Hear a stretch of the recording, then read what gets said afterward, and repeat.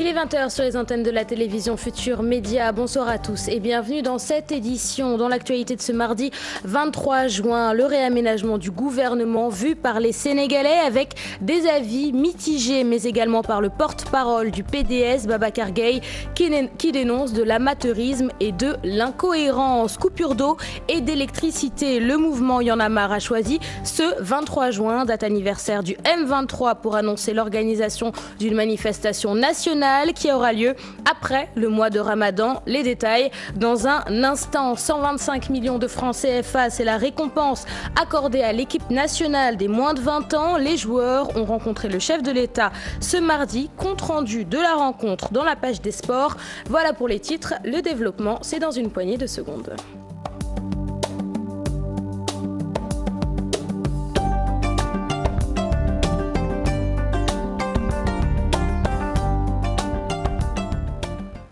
Bonsoir à tous, un journal que nous ouvrons avec le Front patriotique pour la défense de la République qui annonce une batterie d'actions après le Ramadan. Les membres du FPDR demandent la mise en place d'une commission indépendante chargée des élections. Autre revendication, le dessaisissement du ministre de l'Intérieur du processus électoral. Le Front patriotique pour la défense de la République a fait face à la presse ce mardi. Adi Atala et Mohamed Dien étaient sur place. Reportage. À quelques mois des joutes électorales, leur organisation intéresse l'opposition. Le Front patriotique pour la défense de la République soupçonne des irrégularités sur les inscriptions et la délivrance des pièces d'identité. Les membres de la structure exigent le dessaisissement du ministre de l'Intérieur de l'organisation des élections. Vous avez dû constater dans la dernière période des fraudes massives qui sont organisées. Si le président Sall maintient M. Diallo comme organisateur des élections, nous considérerons cela comme une volonté de confisquer le suffrage des Sénégalais. Mamadou Diop Decroix et ses camarades se donnent rendez-vous après le Ramadan pour occuper la rue. Une série de manifestations est en vue. Depuis février, il n'y a pas de meeting, il n'y a pas de sitting, il n'y a pas de marche. L'opposition est interdite vraiment de fonctionner. Il y a encore des dizaines de prisonniers politiques. Le groupe de travail des Nations Unies sur la détention arbitraire demande la libération de Karim Wade et son indemnisation. Bien, cet avis est traité comme un chiffon de papier par les gouvernants. Nous organiserons une grande manifestation au lendemain du Ramadan pour soutenir quand même tous ces secteurs qui sont attaqués, pour soutenir les paysans, soutenir les marchands, soutenir les gens dont on a détruit les maisons, etc. Le Front patriotique pour la défense de la République a célébré le 23 juin à sa manière. Il a fait face à la presse pour se prononcer sur la situation nationale que ses membres jugent inquiétante. Le réaménagement gouvernemental au cœur de l'actualité et des discussions pour certains membres du PDS. Il est caractérisé par de l'incohérence, de l'amateurisme et un problème de casting. C'est en tout cas l'avis du porte-parole du PDS, Babacar Gaye, que je vous propose d'écouter. Il est au micro d'Adi Atala et Mohamed Dien. Cela dénote d'une certaine incohérence, mais surtout d'un manque de vision et de plâtrage d'une organisation qui peine à apporter des réponses aux questions que se posent les Sénégalais.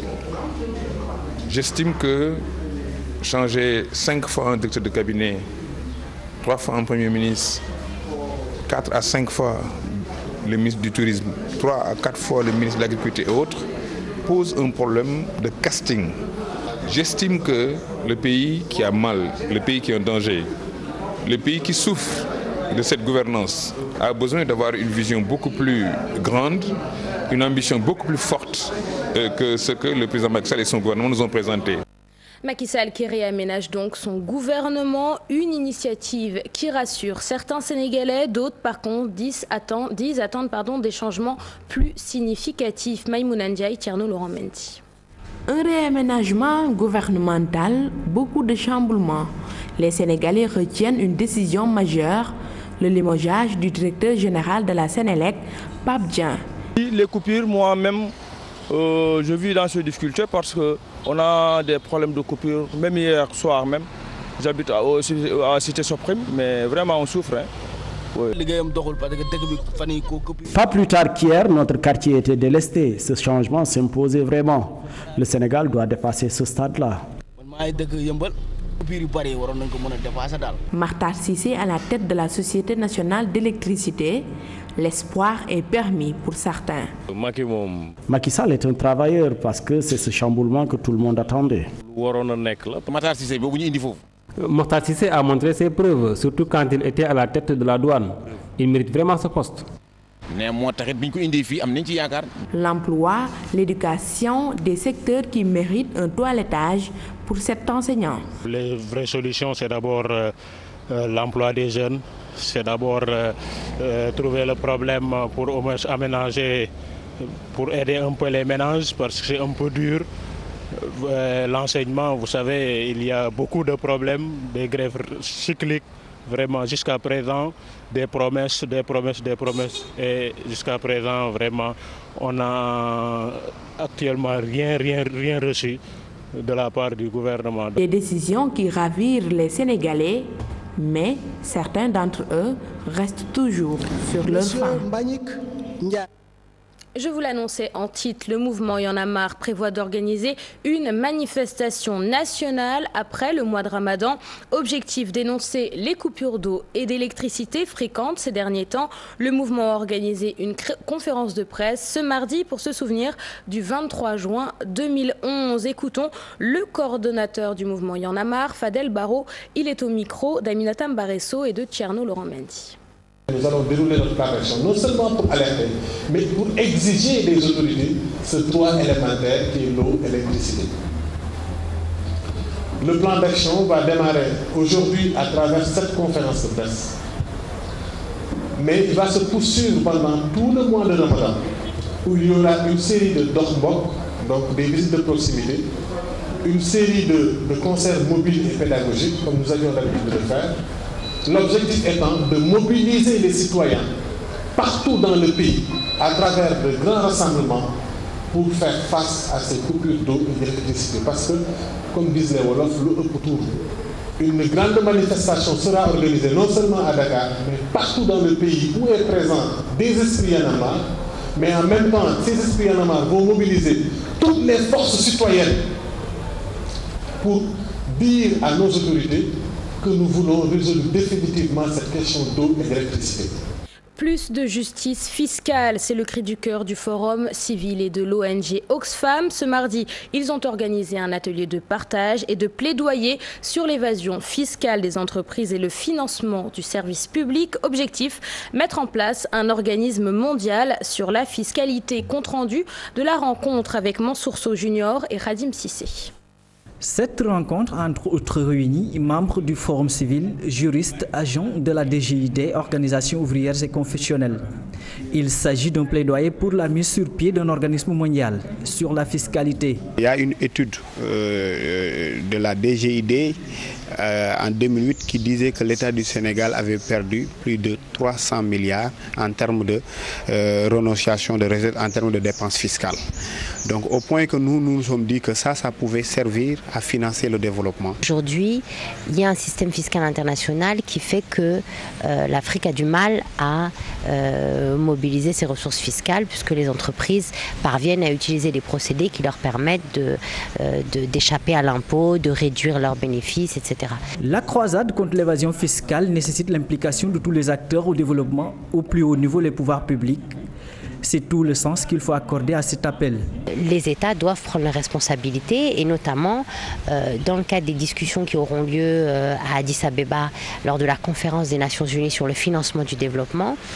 Les pays africains doivent être nombreux, doivent être actifs, représentés à un haut niveau, que ce soit les ministres des Finances ou les chefs de l'État, pour mettre sur la table cette question de la fiscalité, de nécessité de réformer le système fiscal international qui est complètement défavorable aux pays du Sud. Cet atelier fait suite et vient clôturer la Semaine mondiale d'action citoyenne pour la justice fiscale. Il est en prélude à la 3e conférence des Nations Unies sur le financement du développement prévue à Addis Abeba, les 13 et 16 juillet prochains.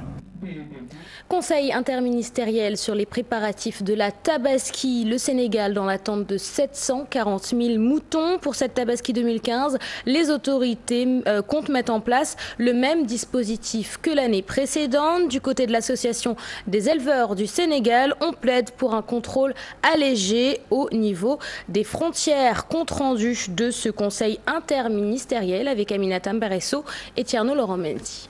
Cette année, le Sénégal a besoin de 740 000 moutons pour éviter une rupture sur le marché national à l'occasion de la Tabaski. Nous avons toujours près de 300 000 qui doivent nous venir de l'intérieur, des pays comme la Mauritanie et comme le Mali. Et peut-être même cette année comme le Niger, parce qu'au Niger également, où nous avons tenu une réunion en présence de notre collègue, ils ont promis de faire le maximum pour pouvoir appuyer le Sénégal. Un pari qui nécessite des dispositions particulières. Cette rencontre entre le Premier ministre et les différents acteurs de l'élevage entre dans ce cadre. Je prends le ministère de l'Intérieur et le ministère des Forces armées, de même que l'Agence de sécurité de proximité.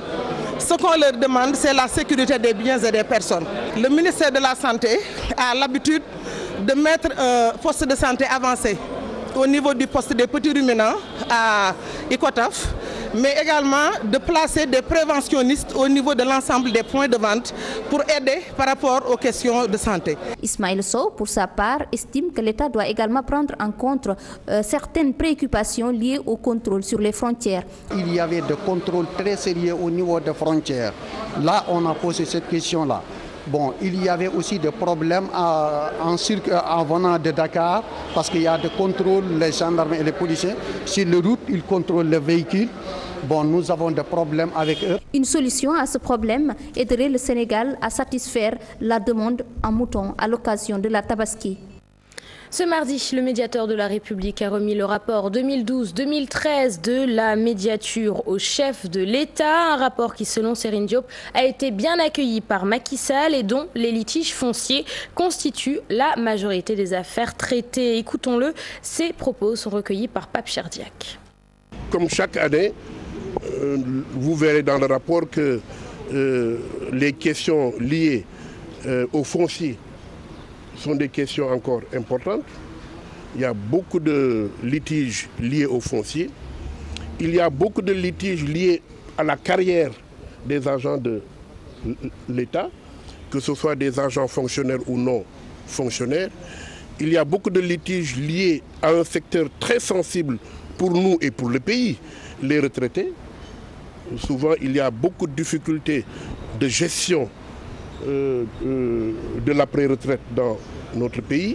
L'une des satisfactions que nous avons le plus, c'est le comportement de l'armée vis-à-vis du médiateur. Hier, nous vous annoncions le retour des lionceaux au pays. Eh bien, le président Macky Sall leur a remis la somme de 125 millions de francs CFA. Une manière de féliciter les joueurs qui ont fini 4e de la Coupe du Monde des moins de 20 ans. Le chef de l'État a reçu Roger Gomis et ses coéquipiers ce mardi. Compte rendu de la rencontre avec Pape Cherdiac et Modou Diop. À tout seigneur, tout honneur, l'équipe nationale junior de football, demi-finaliste à la Coupe du Monde U20 Nouvelle-Zélande 2015, reçue au Palais de la République. Le chef de l'État de leur transmettre ses félicitations et celles de tout le peuple pour avoir hissé le drapeau national au sommet du football mondial. Votre parcours remarquable contribue à asseoir et à consolider la notoriété et l'honorabilité de notre cher Sénégal. Le président Macky Sall a par ailleurs instruit le ministre des Sports à prendre toutes les dispositions pour mettre les sportifs dans les meilleures conditions de préparation avant d'octroyer une enveloppe de 125 millions de francs CFA à l'équipe et au staff technique.